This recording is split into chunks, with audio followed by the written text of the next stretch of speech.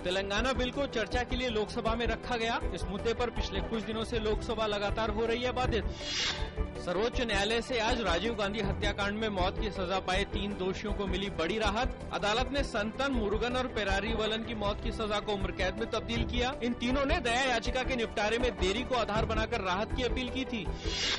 हाल ही में supreme court ने एक ऐतिहासिक फैसले में कहा था कि दया याचिका के निपटारे में देरी सजाए मौत को कम करने का आधार है। इस फैसले के आधार पर इन तीनों ने सुप्रीम कोर्ट का दरवाजा खटखटाया था। संसदीय कार्य मंत्री कमलनाथ ने कहा है कि सरकार आंध्र प्रदेश पुनर्गठन विधेयक को पारित कराने की पूरी कोशिश करेगी। साथ ही उन्होंने कहा कि अगर कोई सांसद इस विधेयक पर अपनी बात रखना चाहता है तो वो सदन में चर्चा के दौरान रख सकता है। सदन में प्रवेश के समय सांसदों की तलाशी नहीं ली जाएगी। संसद की एक समिति ने इस बारे में किसी भी तरह की सिफारिश करने से इंकार कर दिया है। लोकसभा में पिछले हफ्ते काली मिर्च स्प्रे की घटना के बाद सांसदों की तलाशी को लेकर बहस छिड़ गई थी। महाराष्ट्र के गढ़चिरौली में एक मुठभेड़ में 7 नक्सली हुए ढेर। नक्सल प्रभावित गढ़चिरौली में माओवादियों की धरपकड़ के लिए सुरक्षा बलों के द्वारा चलाए गए अभियान के तहत 7 नक्सली मारे गए। वित्त मंत्री पी चिदम्बरम ने कहा है कि हम अर्थव्यवस्था को वहां से वापस खींच लाए हैं जहां ये थी और अब ये ज्यादा स्थिर है। उन्होंने कहा कि ये वृद्धि की ओर अग्रसर अर्थव्यवस्था है। चिदम्बरम ने कहा कि हमें उच्च विकास का रास्ता वापस मिल जाएगा।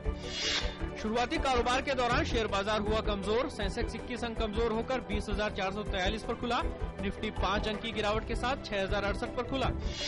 अंतरबैंक विदेशी मुद्रा विनिमय बाजार में आज के शुरुआती कारोबार के दौरान डॉलर के मुकाबले रुपया 24 पैसे की गिरावट के साथ 62 रुपए 8 पैसे प्रति डॉलर पर खुला। कल डॉलर की तुलना में रुपया 9 पैसे के सुधार के साथ 61 रुपए 84 पैसे प्रति डॉलर पर बंद हुआ था। दक्षिण कोरिया के तटवर्ती शहर ग्योंझू में एक ऑडिटोरियम की छत गिरने से 9 छात्रों की मौत हो गई और 17 गंभीर रूप से घायल। बचाव दल के अधिकारियों के अनुसार दुर्घटना में कुछ छात्रों को हल्की चोटें आईं।